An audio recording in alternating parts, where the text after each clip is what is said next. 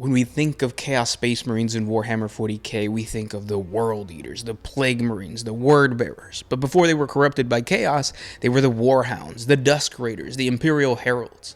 Before the heresy, they were loyal servants of the Emperor, each with their own unique culture, tactics, and strengths. Now imagine an alternate path where some splinter groups from these legions never fell to Chaos. Maybe they were isolated during the heresy, or they outright rejected the betrayal and kept fighting for the Emperor. These loyalist offshoots over time would evolve into successor chapters. They'd retain the pre-heresy identity of their parent legion, kind of in disguise from the rest of the Imperium, but remain fiercely loyal to humanity. By studying how these legions were before they turned, we can imagine how they might have stayed loyal. It's like exploring an alternate history that could hopefully help you homebrew your own custom lore. And that's what we're going to talk about today in another deep dive.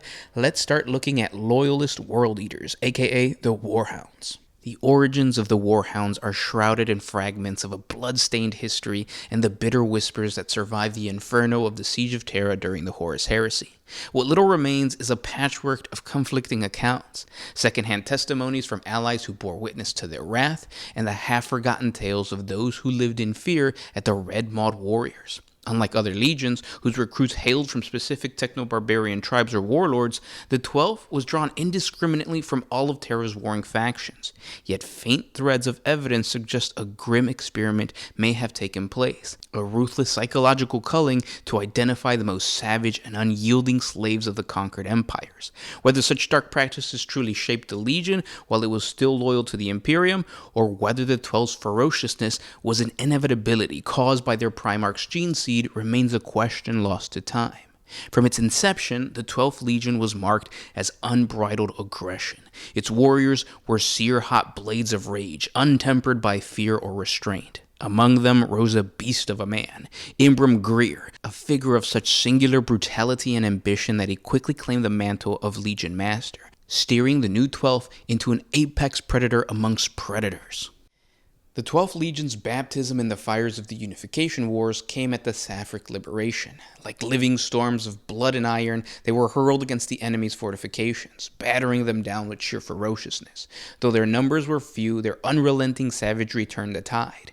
These shock troops left no quarters, slaughtering all those who opposed them with an almost gleeful thirst for violence. After this campaign, however, the Emperor withdrew his warhounds into the shadows. Whether he intended to keep them in reserve as a blade for unseen disaster, or as a weapon of dread, one to be turned on his own should the rebellion fester, is a secret buried in the dark. While the 12th waited, they did not rest. Their days were filled with grueling drills, each warrior honed into a living weapon. When the leash was finally loosened, they descended upon their enemies with a terrifying joy, heedless of their own lives or the bloodshed they left in their wake. In those moments of unleashed fury, they earned the title of Warhounds from the Emperor himself, a name inspired by the white war beasts of the ancient Yeshik warriors. The red hound, snarling and blood-soaked, became their emblem, a testament to the Emperor's pride and their legacy of carnage. From their inception, the Warhounds embodied a brutal and unrelenting philosophy of war, one rooted in the Terran pattern of organization as decreed by the Imperial Officio Militaris during the early days of the Great Crusade, basically a doctrine that all legions had to follow. Yet even then, their methods betrayed this and went on a darker edge. The 12th Legion showed an unrelenting bias for direct assault, preferring to wage war in the claustrophobic slaughter fields the Imperium would later come to designate as Zone Mortalis. Their armories brimmed with tools of close-quarter devastation, and their strategies were built not around endurance or precision, but around the raw fury of annihilation. Within the Warhounds, discipline was a razor's edge, cutting as deeply as their blades. Temper and rage were constant companions to these warriors, and even within their own ranks, violence was ever present. Command was earned through brute strength, ferociousness, and unflinching leadership in the chaos of battle. Specialists, whether they were apothecaries or artillerists, were warriors first and foremost, expected to wield blade or chain axe with as much fury as their comrades on the front lines. No Marine, regardless of station, was spared the expectation to kill or die without hesitation. Order among the Warhounds was not an innate trial, but a thing wrestled into submission. Tempers flared hot, and disputes rarely ended without blood. Insult, real or perceived, were settled with fist, blade, or both, and officers were expected to enforce their authority with their own hands. Disobedience was met with immediate and terminal consequences, and trial by combat became the Legion's natural recourse for conflict resolution. Such duels were not tests of strength, but sacred contest, reinforcing the hierarchy of the killers. Their methods of war reflected their culture. Hand-to-hand combat was their creed, their purpose, and their joy. While they demonstrated competence in range engagements, mechanized assaults, and artillery bombardments, these were merely tools to deliver them into the maelstrom of close combat. The chain axe, broad-bladed and savage, became a symbol of their identity, echoing the brutal legacy of Terra's techno-barbarian tribes. Even those in reconnaissance squads or vehicle crews carried weapons designated for ripping flesh and splitting bones, monoserrated bayonets, flay cutters, and cleavers. Every Space Marine was a killer, armed to carve through flesh, bone, and steel with equal ease. Despite their savagery, which would become infamous when they become the World Eaters, the Warhounds held to a grim code of honor. To them, life was war unending, and death in battle was the only redemption. Surrender was the worst possibility, and mercy was a blade to the throat of a worthy foe. Cowardice, whether among their enemies or their own, was met with unrelenting butchery. Their fury was not mindless, it was a principle, albeit in the cruelest way imaginable. Failure was a sin, and hesitation an affront to the brutal creed. The Warhounds were war incarnate, relentless, unforgiving, and drenched in the blood of their foes. Their savagery was not chaos, but purpose, a relentless drive to crush, kill, and conquer. For the Loyalist World Eaters, the only law was the law of the blade, and their faith in the gospel of slaughter. Now let's move on to another Chaos Space Marine chapter, the Word Bearers. But when they were Loyalists, they were the imperial heralds. For those that understand the direction in which the Horus Heresy unfolded, it's easy to cast blame to one single traitor legion above all others, the Word Bearers. But upon further analysis of the origin of this villainous faction, we quickly realized that the zealotry of the Word Bearers, or the imperial heralds as they were originally known, was a product of the Emperor's will. Like most traitor legions, when we learn about the history of these traitorous Astartes, it's difficult not to sympathize with these warriors. Since birth, they were predisposed to faith and belief in a world where every place of worship was being destroyed and true believers persecuted by the very same hands that sowed the Word Bearers' conviction. During the Great Crusade, before the Legion was reunited with their Primarch, Lorgar, the Imperial Heralds were formed from the sons of the exterminated foes of the Emperor of Mankind, those barbaric states of old Terra that resisted to the last man. A sin against the Imperium of Man that the Imperial Heralds would be trained never to forget. Drilled into the minds of each neophyte, like combat stratagems for any other legion, the Imperial Heralds were raised with the knowledge of the crimes of their forebearers, and taught that the only road to salvation would be through bolter shell and conquest. Taught to view themselves as penitent warriors, they marched into battle with a righteousness and a purpose that only a warrior seeking atonement could achieve. This ancient legion would redeem itself for the sins of their fathers by fighting with cold fury and a battle lust identical to utter devotion for those who worshipped the ancient gods of old earth. Every world conquered by the military might of the Imperial Heralds was viewed as a blessed sacrament for the soldiers of this legion. Every blood spilled, every body slain, signified a sacred act that brought them closer to salvation. As the Great Crusade progressed, there is no way the Emperor of Mankind didn't realize the zealotry of his legion. Even their fellow Astarte warriors knew that the Imperial Heralds were different, naming them Iconoclasts, a more brutal moniker coined in appreciation for the zeal in which they cast down the temples and cult strongholds of old earth. It was as if the very desire to kill the devout became a form of worship for the Imperial Heralds. Wherever enemies stood against the Emperor because of their belief in gods or the superstition of old night, it would fall to the Imperial Heralds to deliver the Emperor's ultimatum: recant or be destroyed. Religious demagogues were purposefully trapped inside their massive fortresses as the Legion set fire to their planet and watched them cook alive. Enclave members of god-worshipping cults were dismembered, and their traitorous entrails were displayed strung together around their domain. For the Imperial Heralds, there was no joy in this act of vengeance. All they cared about was that the mutant, the witch, and the heretic that failed to accept the imperial truth was completely destroyed. The Legion had zero respect for their enemies. They saw no virtue in defiance against the might of the Imperium of Man or the Emperor's enlightenment. From the very beginning, the Imperial Heralds were devout believers of the Emperor's imperial truth. They were the bearers of the ideals of the Imperium, of itself its vision for a future of humanity, a future that preached rationality, the illumination of knowledge, not the adoration of gods or reliance on superstition and ignorance to gain answers. Because of this, the imperial heralds knew that they would drive back the irrationalities of man just as much as the armies of those that opposed the Imperium. They would have to conquer the minds of the ancient and scattered civilizations of humanity just as much as their territories. Such was the case during the fall of Orioke, a city-state of old Earth. Buried in a hollowed mountain in ancient Terra's icebound south, it stood throughout the darkness of the old night, weathering the storm of strife for thousands of standard years. The people of Orioke believed that they were the chosen ones of ancient Terra's blighted children, and that they alone would outlast the anarchy that had broken so many others. This certainty came from their faith in protection from the spirits of death and life, an ancient pantheon of gods worshipped by the people of Orioke. During the Unification Wars, when the Emperor's eyes finally turned to the mountain city, he seemed to have known that soft words and diplomatic overtures would be of little use, and so the Imperial Heralds came to the city and gave it a choice: kneel and accept the Imperial truth, or be destroyed. The priest king of Orioke didn't even hear the message before he gave his answer. Fire met the Imperial Herald's transports as it fell to the ice plains. The Legion began their attack. Macro bombers came out of the snow-filled sky, and the mountain cracked under the rain of seismic charges. On the mountain's flanks, siege tanks coughed shell after shell into fractures in the rock, breaking them wide open. Behind the wind came the gray armored warriors, advancing in a relentless drumroll of gunfire and the hiss of flame. After 3 solar hours of battle, the remaining populace was a huddled flock, crammed into the central cavern. With every other tunnel and cavern district wiped clean of life, the Imperial Heralds halted, sealing the ways in and out of the central cavern. As the survivors waited in silence, they wondered what fate awaited them. Their answer came in a rain of shattered stone and red fire, as the Ashen Circle descended on the survivors like comets flung from a destroyed heaven. The Ashen Circle was a unique formation for the Imperial Heralds.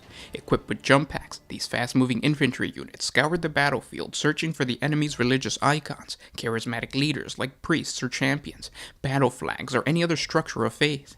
It was their duty to see these cultural landmarks destroyed, and if they managed to catch the worshippers still inside, they would drag them out with hook-bladed axes and slaughter them in a brutal display of punishment.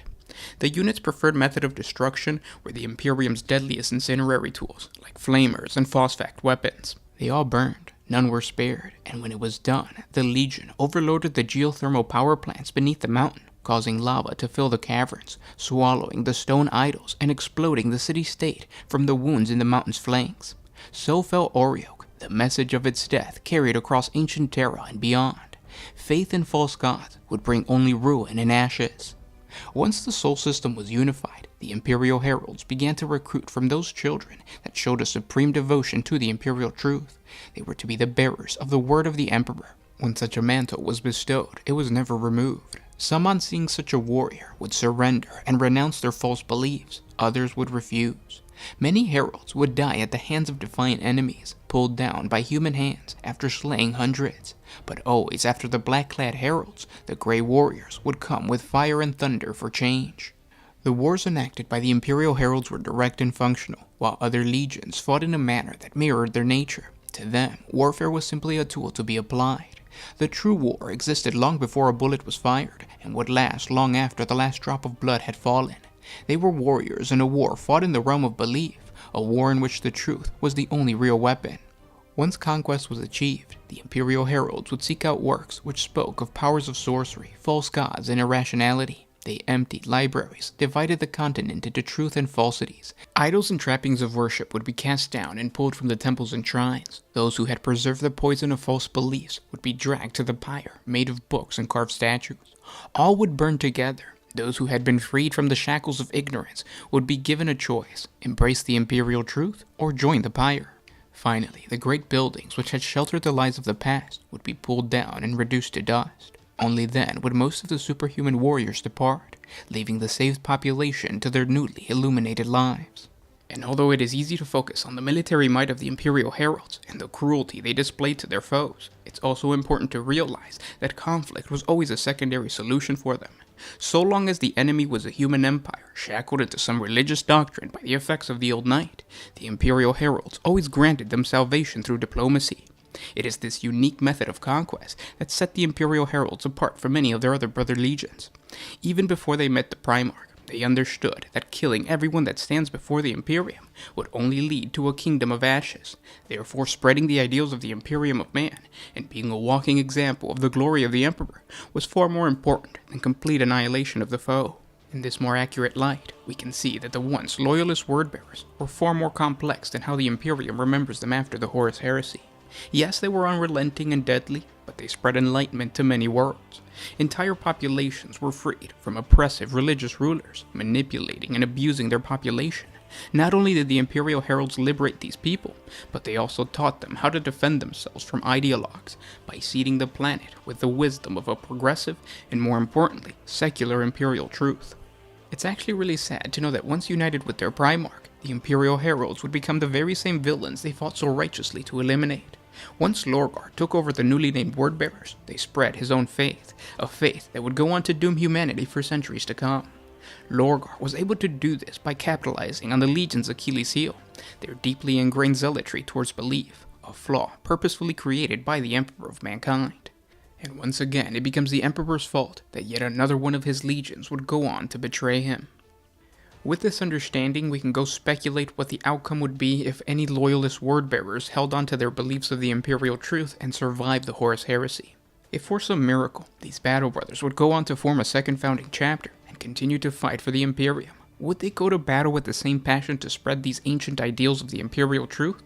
And what would the Ecclesiarchy think about these teachings that go against the very foundation of the Imperial Creed? Now, most Space Marine chapters agree that the Emperor was not divine, but rather the most powerful human psyker and leader of mankind. They understand that if humanity wishes to spread his worship, it is up to man to decide that. But would a successor chapter of the Imperial Heralds adopt the hands-off approach that most modern-day Space Marines do? Could they keep their zealot beliefs in the Imperial truth to themselves, and be viewed with just as much respect as the ancient Imperial Heralds? Or would they be regarded as renegades for spreading the ancient ideals of humanity? Now let's move on to the Emperor's children when they were loyal. Amongst the traitor legions that plague humanity, few have achieved such perfection as the Emperor's children. Blessed by Slaanesh, these Chaos Space Marines possess the most outlandish mutations and surgical alterations that have helped their many warbands cause unprecedented violence throughout the galaxy. But before the Emperor's children followed their Primarch into damnation and betrayed the Imperium they fought so valiantly to create, they were a noble and honorable Astartes Legion. At the end of the Unification War, when the Emperor of Mankind set his sights on the countless fractured human empires in the Milky Way galaxy, the Third Legion, which would later earn the title of the Emperor's Children, were at the forefront of the initial wars of unification. Their initial recruits were drawn from the courts and blood vassal populations of Europa. The Emperor demanded the noble families send their finest youth as tribute after their territories were conquered by the Emperor's initial imperial army. Many of these recruits were grudgingly given over as penance rather than tribute, viewing the Emperor as a hostage-taker, forcing his hand over the newly oppressed populations, an ideology that would later be dealt with. There were some families, however, that saw the value and necessity of the Great Crusade, and willingly gave their sons away to the Third Legion. In their minds was a desire to see the Imperium of Man grow, and the Imperial truth spread throughout the ancient human civilization. One of these noble houses was House Loyalist, who sent all of its sons to be transformed into Astartes at the time of their capitulation to imperial rule, but would later commit to giving over their firstborn sons for each generation thereafter. It was the royal and aristocratic blood of these neophytes that stretched back through the long history of humanity's ancient past, which mixed so well with the geneseed of their Primarch Fulgrim. Each new Astartes strove for perfection and fought with an intense desire to honor their past. Natural-born leaders, the Battle Brothers of this legion, acted as commanders of the developing Imperial army. The legion felt drawn to these roles, and by marching into battle alongside their human shock troops, they carried on the long traditions of Terra's military aristocracy. It was actually the Emperor's children that sculpted and strategized the Antarctic clearance campaign during the Unification War. It was the Third Legion's superb guidance that led to its successful completion. The Emperor's children showcased their incredible ability to execute and exceed the intent and expectations of their Emperor in war zones all across the Unification War and the early days of the Great Crusade. It seemed that the Legion truly wanted to prove themselves worthy of being part of the Emperor's army. In their mind, the Emperor represented the pinnacle of humanity, and only by following his example was it possible to attain one's fullest potential. However, they believed normal humans could only emulate the perfection of the Astarte, and were ultimately inferior to the Space Marines. Only an Astarte could achieve perfection through dedication to the Emperor. Proof of the Legion's willingness to sacrifice itself for the Emperor is showcased during the Proximal Rebellion. After this world capitulated to the might of the Imperium of Man, the typical Imperial compliance ceremonies were held, and the Emperor assigned the 3rd Legion as his honor guard, along with the Adeptus Custodes. Unfortunately, the planet's surrender was simply a lie, and thousands of scheming insurrectionists were hidden amongst the crowded population. Their trap worked, as they unleashed vortex fire upon the Imperials, wounding the Emperor of Mankind and assaulting his honor guard, intent on butchering all of the invaders. The 3rd Legion cohort fought ferociously to protect their great leader. They stood their ground until the last man was brought down, but by then, the Emperor had enough time to recover and fought his way clear of the ambush. In honor of their sacrifice, the Emperor's children were given the right to eradicate the dishonorable rebels by enacting exterminatus and getting vengeance for their cohort's destruction. As the rebellious world burned beneath the might of the crusading fleet, the Emperor bestowed the standard of the Palatine Aquila to the 3rd Legion. They were the first and only legion given this honor during the Great Crusade. They proudly displayed the Palatine Aquila on their heraldry, which signified not only that they belonged to the Imperium of Man, but proof of their loyalty to the Emperor as a master of mankind. They became a vital part of diplomatic missions and primary representatives of the Imperium's might during the compliance actions. The simple sight of the Emperor's symbol carried by one of his favorite warriors was enough to keep many new allies or recently conquered worlds in line. The Legion also took on the color purple to showcase their mark of rank, and so that none could doubt that these Astartes were the chosen ones. For a time, the Emperor's children were the messengers of the Emperor, instructing other legions and expeditionary fleets on the wishes of the Master of Mankind. Trusted to maintain the purity of the Emperor's word, the 3rd Legion took on the mandate of the Emperor's will. Unfortunately for the Legion, a solar year after the Proximal Rebellion, a possible cult on Luna nearly destroyed the entire Geneseed stock of the Emperor's children.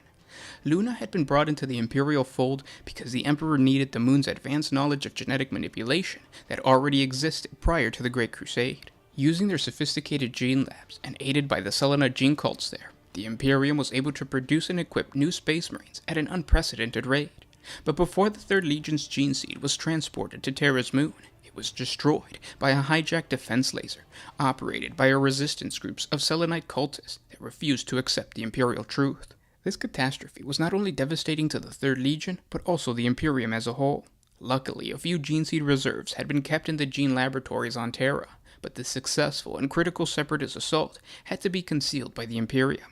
Some reports stated that the transport crashed by accident, others simply say that it vanished. Imperial Biomagi of the Mechanicus understood that rebuilding this Geneseed stock back to its original amount would be difficult, but not impossible.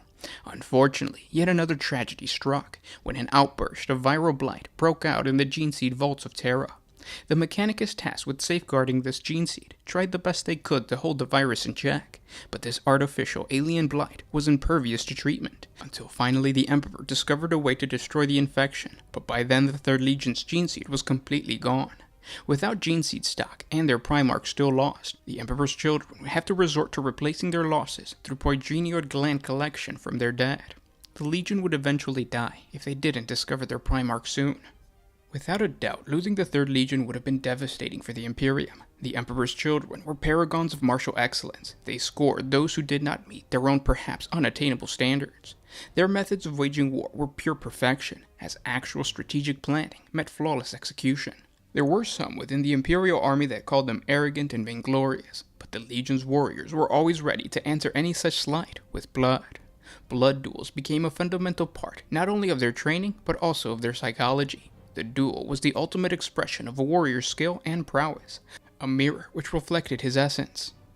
The weapons they used to duel with were a key part of their culture. It spoke of their aesthetic appreciation. Many of the Emperor's children bore swords crafted by the bladesmiths of 1,000 worlds. Among these, the carnival sabers of the old Terran traditions were a particular mark of quality within the Legion. Forged to ancient rituals and alchemaic formulas, each blade was a unique product of a master swordsman. The habit of taking strong weapons from defeated enemies was a strong characteristic throughout the Legion. If a renowned swordsman encountered a weapon of surpassing quality in the hands of an enemy, he would take it as a trophy. The swordman would then practice with that trophy weapon until he wielded it with more skills than the original wielder. This act represented the almost cannibalistic ritual intended to absorb and defeat the enemy in spirit. The quest for perfection consumed the Emperor's children both in body and spirit. For some it was not enough to achieve the accolades of perfection. They thirsted to embody that perfection. For these warriors, it was not enough that the Emperor had crafted their flesh and shaped each with the insight and knowledge no other could rival. Their granted transhuman state was simply the beginning of an unfinished path. It was reported that the Third Legion accepted nothing less than perfection in all of its endeavors, and worked ceaselessly to perfect its military operations.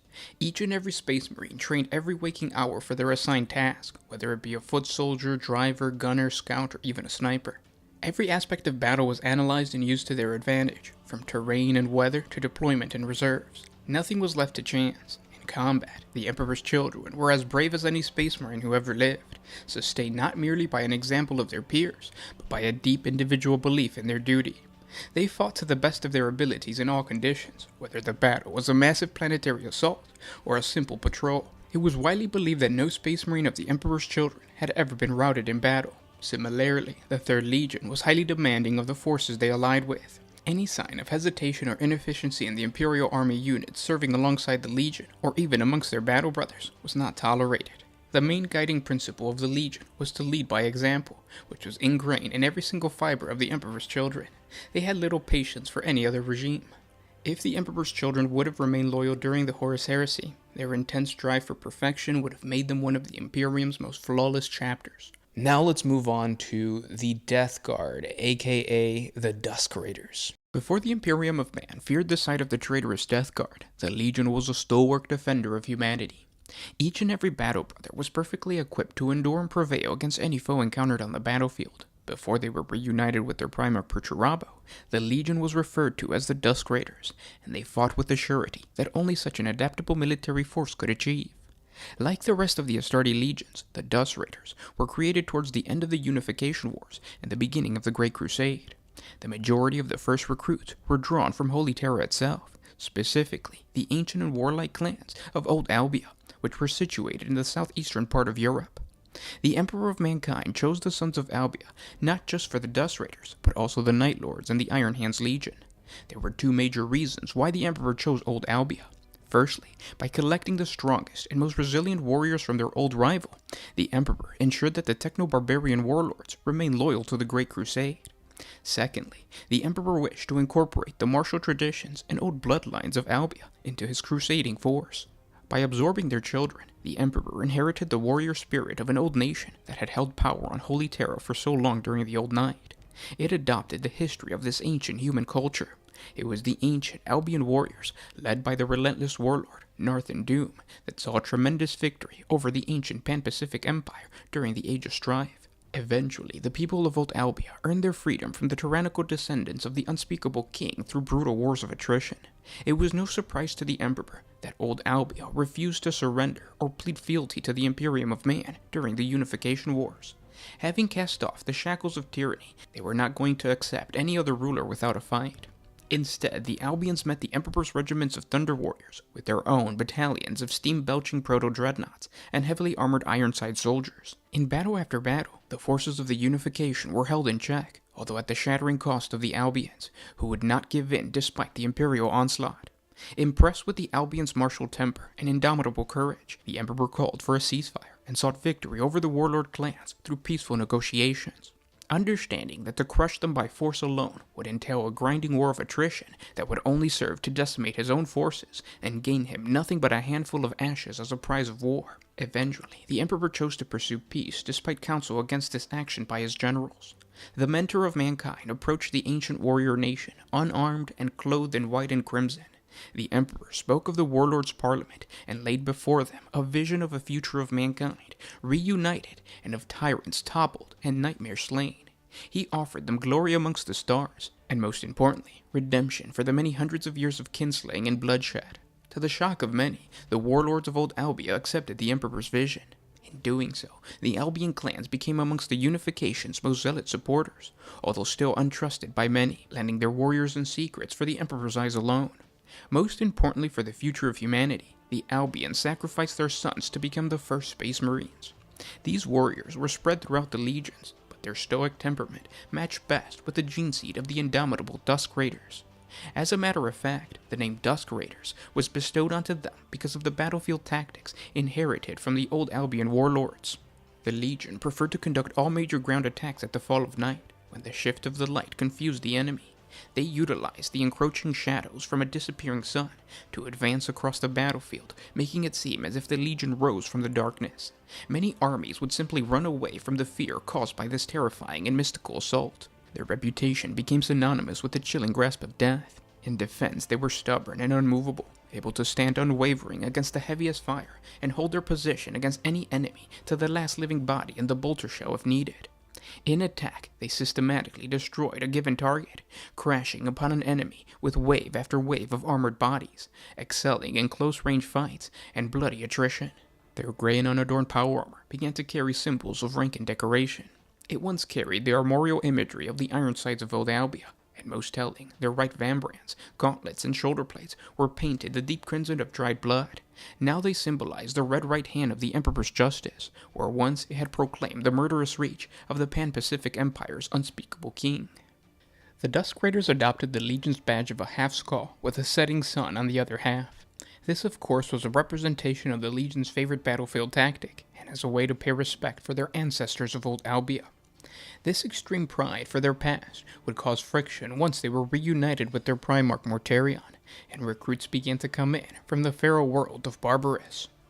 As relentless as they were in the attack, the Dusk Raiders were known to be honorable opponents as well, who would hold to bargains struck for early surrender and honor symbols of truce. When such terms lapsed, however, and the die was cast for destruction, it was just a widely known fact that nothing would stay in the Dusk Raiders' hands. Such honorable terms were only extended to human foes, worthy of being brought into the fold of imperial compliance. However, to the degenerates, the mutant, the alien, no such mercies were ever given. The Dusk Raiders fought in the service of the Great Crusade for the next 8 solar decades, still fatherless during this time, as the other Space Marine legions gained their long-lost Primarchs until only a handful remained to be rediscovered. This orphan status further bred a self-reliance and a quite stubborn pride in the Dusk Raiders' self-forged character. The Dusk Raiders are noted in the Imperial records of this period as maintaining a well-rounded capacity for unleashing multiple modes of warfare, although with some bias towards heavy assault formations and attrition engagements, as evidenced by the particular use of close-range weaponry within the Legion. The Dusk Raider Legion relied upon its infantry to provide its strategic strength, with the bolt of tactical fire support coming from heavy armed support squads, and later with a considerable number of Terminators and Dreadnoughts providing reinforcement and an assault spearhead when needed. If the Death Guard would have remained loyal to the Emperor, or if one of the many Terran-born Astartes that became Black Shields during the Horus Heresy somehow managed to create a successor, that chapter would possess the same independence and reliability as the Dusk Raiders. If you wanted to create a homebrewed chapter that descended from the Geneseed of the Primarch Mortarion, the principal doctrines of that chapter would surround the Space Marine's ability to operate for extended periods of time without resupply or support from any other major Imperial Adepta. A crusading chapter that was capable of fighting anywhere, on any ground, and destroy any enemy through resilience, resolve, and stoic aggression would be perfect for this legion. Next, I want to take a look at the Loyalist Night Lords. It's almost impossible to imagine that the Night Lords were once a Loyalist Space Marine legion. Remembrancers of the Great Crusade recorded that the 8th Legion was soaked in blood and madness since its birth. They were warriors created to ensure that the conquered worlds of the new Imperium always stayed in line, and they did this through terror and violence.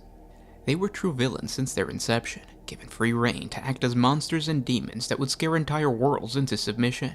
The Night Lords truly represented the Emperor's wickedness, a vile side that all humans possessed, but one that was seldom let loose.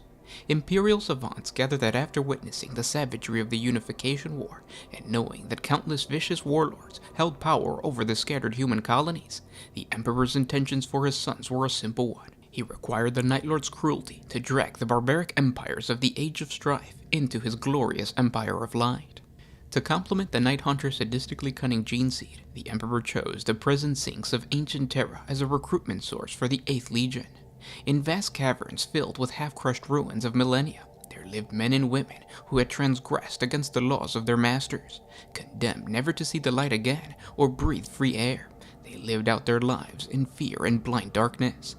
There was no law in these lightless lands, and survival existed only by the blade's edge. Only the strongest and most ruthless survived in these subterranean warrens, and those who did grew in cruelty and cunning.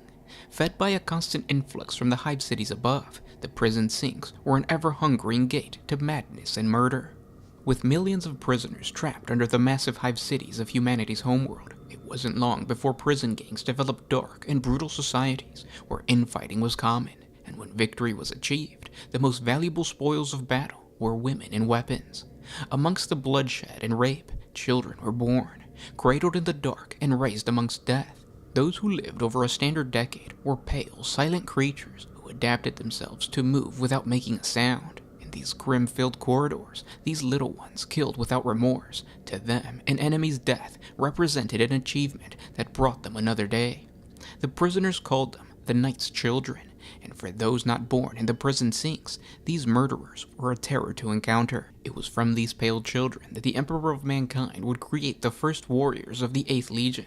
Dour, with skin so pale it resembled ash or powdered bone, they were far from their brother legionnaires in manner and appearance. The Geneseed of the 8th Legion had been well paired with this human stock, and if anything, it seemed as if one had been made with the other in mind. Besides accentuating their paleness, the Geneseed gave the sons of the underworld the ability to see through darkness to a degree that far exceeded that of a regular Astarte.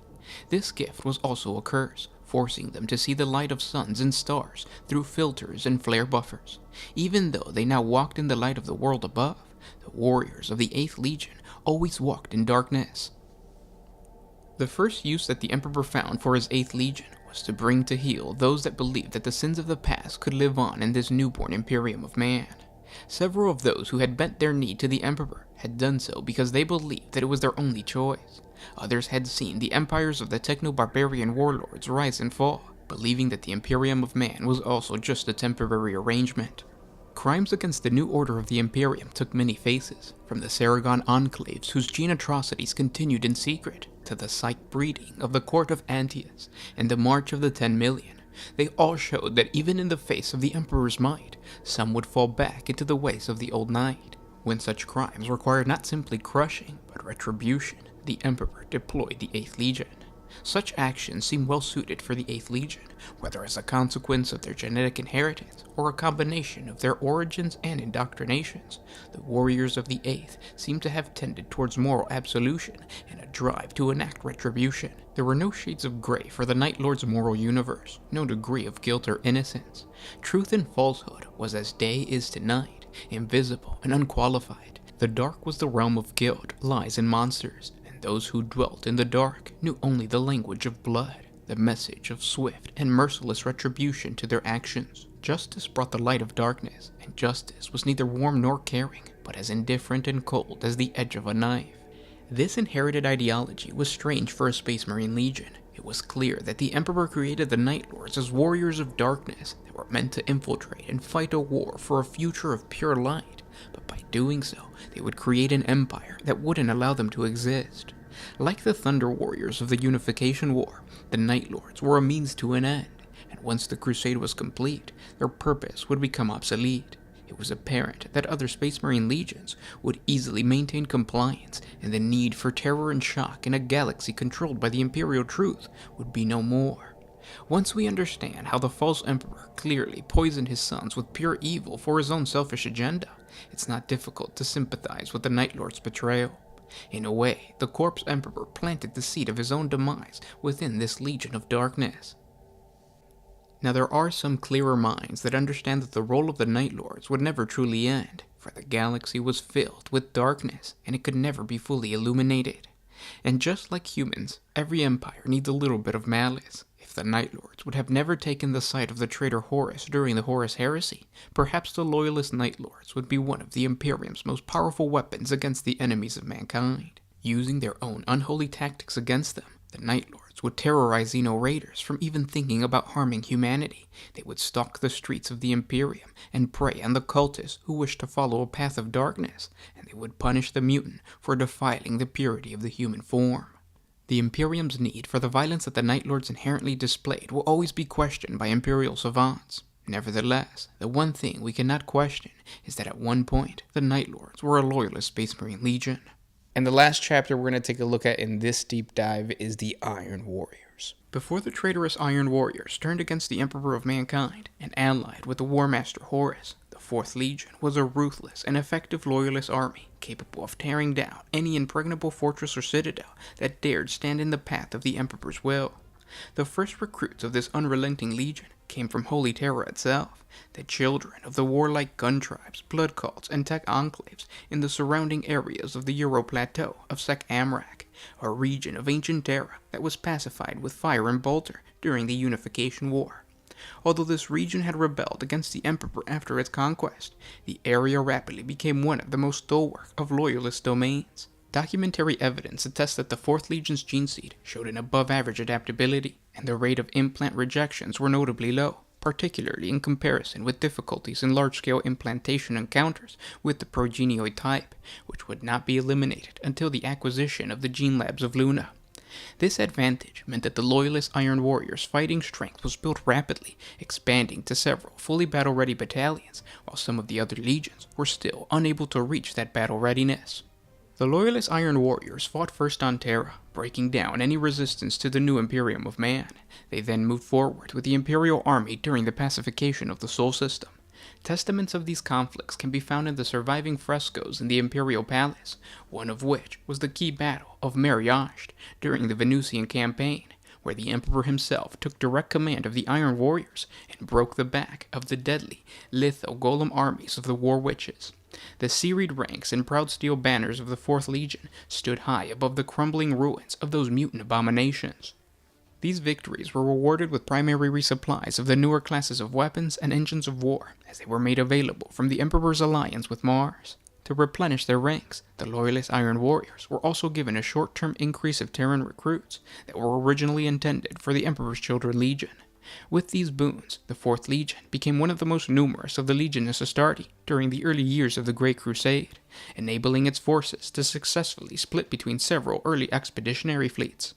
Most notable of these was the 8th Expeditionary Fleet. This force conquered or reclaimed 29 core word system clusters and annihilated several interstellar xeno-realms in a protracted 11-year campaign, which played a key part in the establishment of the Imperium's control of the Segmentum Solar.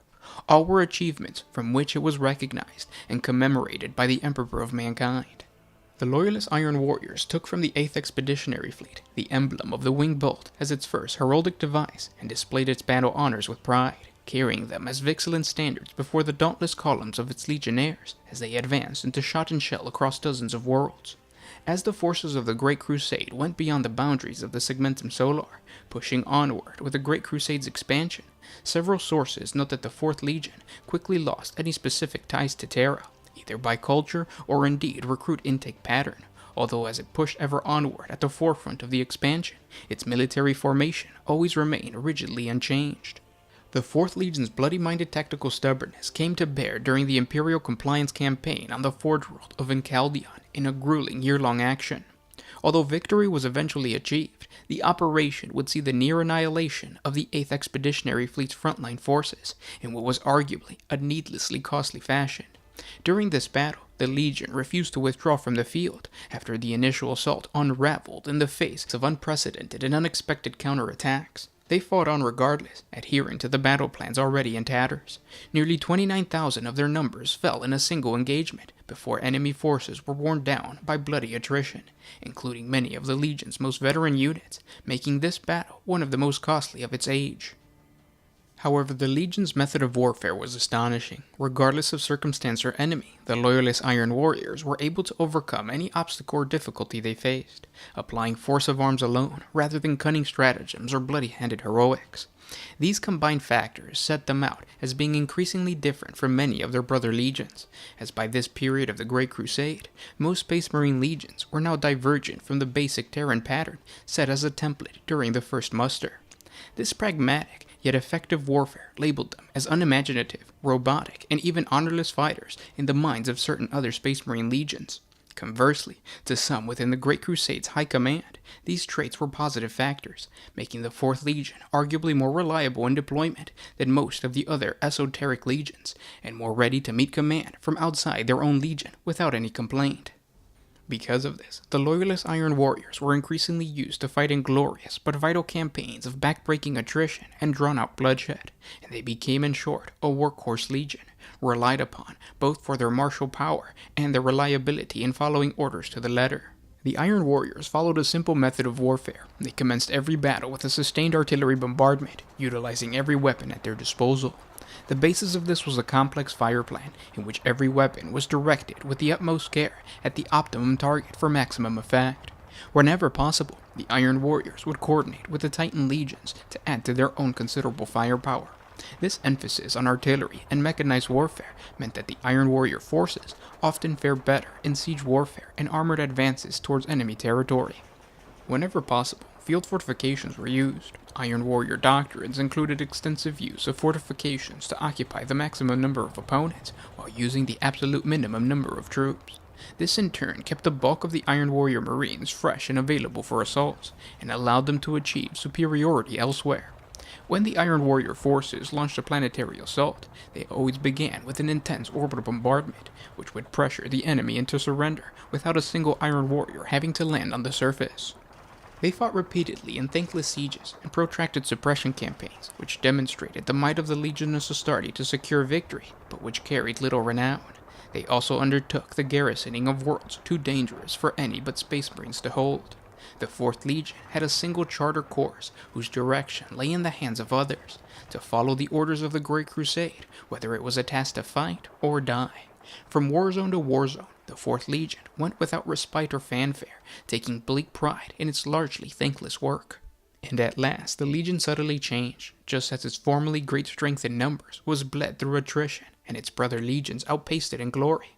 With the benefit of hindsight, it is perhaps possible to see that it was during these times, even before they were reunited with their Primarch, that a subtle wedge had been driven between the 4th Legion and its brothers, creating a fracture that would worsen in time.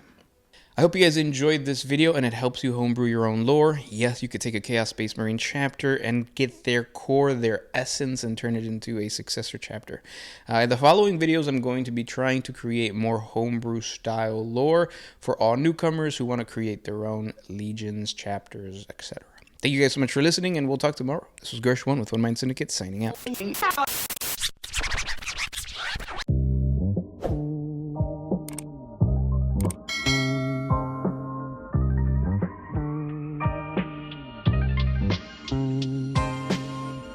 Always used to put my freedom first.